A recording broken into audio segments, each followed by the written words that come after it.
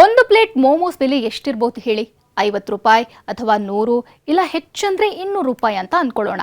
ಆದ್ರೆ ಇಲ್ಲೊಬ್ಬ ಬಾಲಕ ಪ್ರತಿದಿನ ಮೋಮೋಸ್ ತಿನ್ನೋಕೆ ತನ್ನ ಮನೆಯಲ್ಲಿರೋ ಒಂದೊಂದೇ ಚಿನ್ನ ತಗೊಂಡು ಹೋಗಿ ಕೊಟ್ಟಿದ್ದಾನೆ.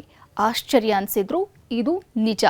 ಉತ್ತರ ಪ್ರದೇಶದ 7ನೇ ಕ್ಲಾಸ್ನ ಪ್ರಥಮೇಶ್ ಅನ್ನೋ ಬಾಲಕ ಈ ಎಡವಟ್ಟು ಮಾಡಿಕೊಂಡಿದ್ದಾನೆ.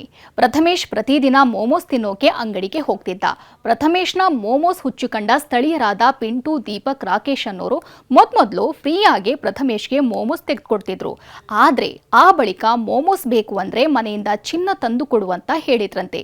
ಪ್ರಥಮೇಶ್ ತಮ್ಮ ಮನೆಯ ಬೀರುವಿನಿಂದ ಒಂದೊಂದೇ ಚಿನ್ನ ಕದ್ದು ತಂದು ಕೊಟ್ಟಿದ್ದಾನೆ. ಈ ವಿಚಾರ ಬಾಲಕನ ಮನೆಯಲ್ಲಿ ಯಾರಿಗೂ ಗೊತ್ತಿರಲಿಲ್ಲ. ಆದರೆ ಒಂದಿನ ಪ್ರಥಮೇಶ್ನ ಅತ್ತೆ ತನ್ನ ಚಿನ್ನ ತೆಗೆದುಕೊಂಡು ಹೋಗಲು ಬಂದಾಗ ಬೀರುವಿನಲ್ಲಿದ್ದ ಚಿನ್ನ ಕಾಣೆಯಾಗಿರೋದನ್ನ ಕಂಡು ಶಾಕ್ ಆಗಿದ್ದಾರೆ. ಈ ವೇಳೆ ಪೊಲೀಸರಿಗೆ ಮಾಹಿತಿ ನೀಡುತ್ತಿದ್ದಂತೆ ಬಾಲಕ ಬಾಯ್ಬಿಟ್ಟಿದ್ದಾನೆ. ಆ ಬಳಿಕ ಚಿನ್ನ ರಿಕವರಿ ಮಾಡಲಾಗಿದೆ. ಈ ವೇಳೆ ಚಿನ್ನದ ಮೌಲ್ಯ ಸುಮಾರು 85 ಲಕ್ಷ ಎಂದು ತಿಳಿದು ಬಂದಿದೆ.